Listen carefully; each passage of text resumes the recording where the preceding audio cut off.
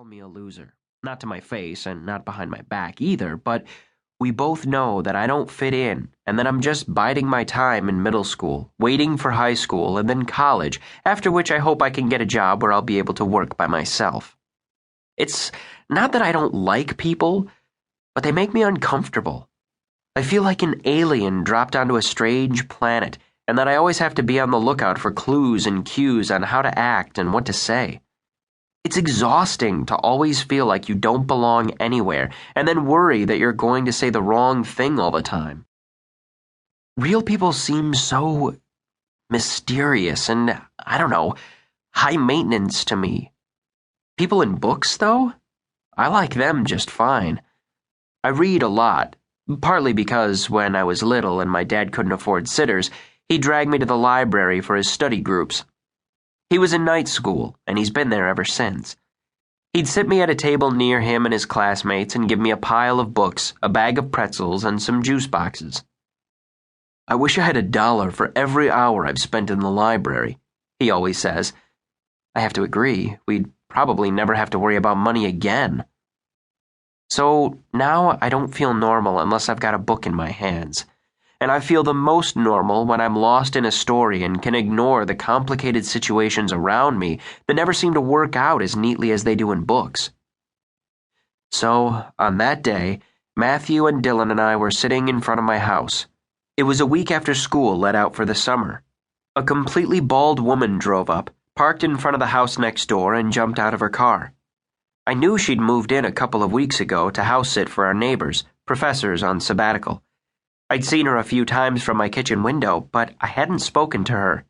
I hadn't noticed she was bald either, and that kind of detail didn't seem like one I'd miss. She was probably in her early 20s. She was wearing faded jeans that looked way too big for her and purple cowboy boots. She carried a leather backpack and had one of those bumpy fisherman sweaters draped over her shoulders, even though it was hot.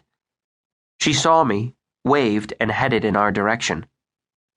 Dylan sat up as she got closer and looked at her with that teeth-baring border collie grin that scares people who don't know that dogs can smile. I kicked Matthew. He opened his eyes and, when he saw that we had company, took his earbuds out. I sat up straight and sucked in my gut, trying to look tall and thin. A guy can dream. The woman made a beeline for Dylan and shook his paw. "Hello, dog." Only then did she speak to us, one hand on Dylan, who leaned against her thigh. "In this world, you either like dogs or you don't. And I don't understand the ones who don't, so I'm glad to finally meet the three of you." I felt guilty the way she said finally. Maybe I should have gone over and introduced myself. Do good neighbors bring cookies or something when new people move in? I wouldn't know. Everyone seems to have lived on my block forever, like prehistoric flies stuck in amber. "Well, no. We haven't met, but I've, seen you before. At least I think it was you," I mumbled, trying not to glance at her head. "Oh, right." She dug in her backpack, pulled out a wad of red hair, shook it, and smoothed it down. "I usually wear my wig, but I took it off in the car to feel the fresh air on my head." "Have you always been bald?"